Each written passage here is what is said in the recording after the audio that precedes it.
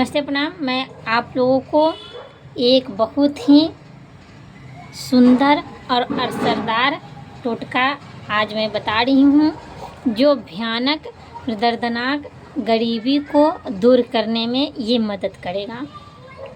और ये इंसान की बेरोजगारी और गरीबी और महंगाई, ये तीनों चरम सीमा पर है।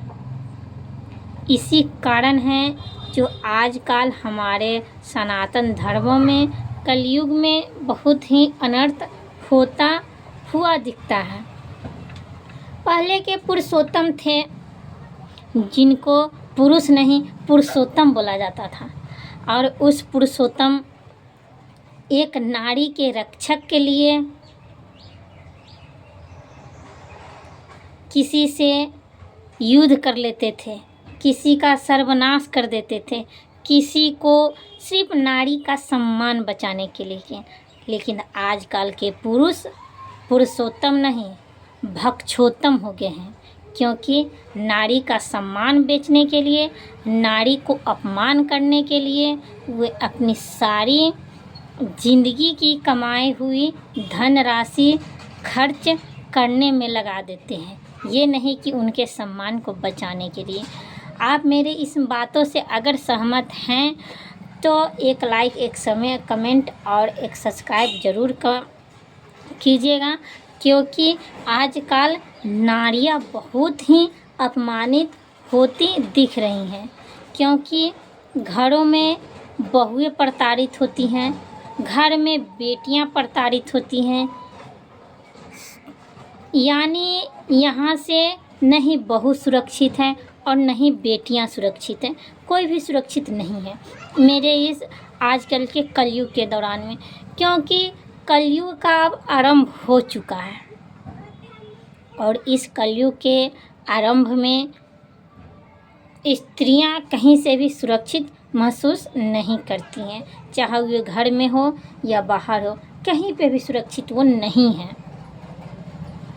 और आजकल के ज़माने में, आजकल के कलयुग के दौरान में मैं एक सटीक बात बता रही हूँ कि मर्दों के पास कितनी भी सुंदर बीवी क्यों न हो, लेकिन एक नज़र अगर किसी और की बीवी जाती हुई देखेगा तो एक नज़र ज़रूर वो देखता है, क्योंकि ये सब कलयुग का देन है। और कलयुग में भक्षण ही होता है, रक्षक कोई नहीं बनता है, सिर्फ भक्षक बनता है। और इन सब परिस्थितियों से अगर आप बचना चाहते हैं, अपने घर परिवार को बचाना चाहते हैं और अपने रिश्तेदारों को बचाना चाहते हैं, आप जिनसे प्रेम करते हैं उनको बचाना चाहते हैं, तो आपको सहज और सतर्क रहना अति आवश्यक होता है। क्योंकि यहाँ पे सारे रिश्ते झूठे हैं। और मैं आप लोगों को बहुत ही असरदार और शानदार टोटका बताऊंगी, जो लक्ष्मी को खींचने का प्रयोग करता है और लक्ष्मी को लाने का प्रयोग करता है। और वे आजकल के डेट में अगर आपके पास लक्ष्मी है तो हर चीज़ है। तो आपको करना क्या है, राहु ग्रह का शांति करवाना है। ओम रंग राहवे नमः, इस मंत्र का जाप कर सकते हैं।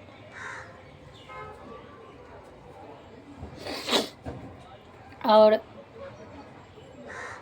जाप करवाने के तत्पश्चात आप हमेशा ये कोशिश कीजिएगा कि किसी के आपके वाणी के द्वारा ये मजबूर ना हो कि हाँ आपके ऊपर कोई हावी हो सके। सिर्फ अपने वाणी पर कंट्रोल रखना है। अगर वाणी पर अगर आप कंट्रोल रख लिए तो निश्चित है कि आप राहु ग्रह से जो पीड़ित होने का जो संयोग बन रहा है वो आपको दूर दिखता नज़र आएगा। क्योंकि राहु ग्रह जब खराब होता है तो मुंह से गालियाँ निकलवाता है, किसी से लड़ाई झगड़े करवाता है। राहु ग्रह जब खराब होता है तो मानसिक स्थितियां ख़त्म हो जाती हैं। तो इन सब को, राहु ग्रह को ठीक करने के लिए आप किसी भी मजबूर और निर्धन व्यक्ति को यथाशक्ति हो सके उनको आप अपने तरफ से दान करिए। ज़रूरी नहीं है कि आप हमेशा पूजा पाठ और भव्य तरीक़ों से किया जाए और हमेशा घरों में कर्जे ले करके घर में पूजा पाठ करवाएं तो आप पर भगवान संपन्न रहेंगे, खुशी रहेंगे। नहीं, भगवान भाव के भूखे हैं और जिसने भी भाव से पुकारा है उनको भगवान अपने शरणागति दिए हैं। इसीलिए आप अगर धन को एकत्रित करना चाहते हैं तो आप ओम बम बटुकाए महाधनम कुरु कुरु इस मंत्र का अगर आप जाप करते हैं और राहु ग्रह का शांति करवाते हैं तो वाकई में आपके घरों में, आपके परिवारों में, आपके रिश्तेदारों में वृद्धि होगी, निश्चित है कि होगी। क्योंकि आजकल की बेरोजगारी की डेटों में सिर्फ धन का अभाव होने से इतनी परिस्थितियां सब उत्पन्न हो रही हैं।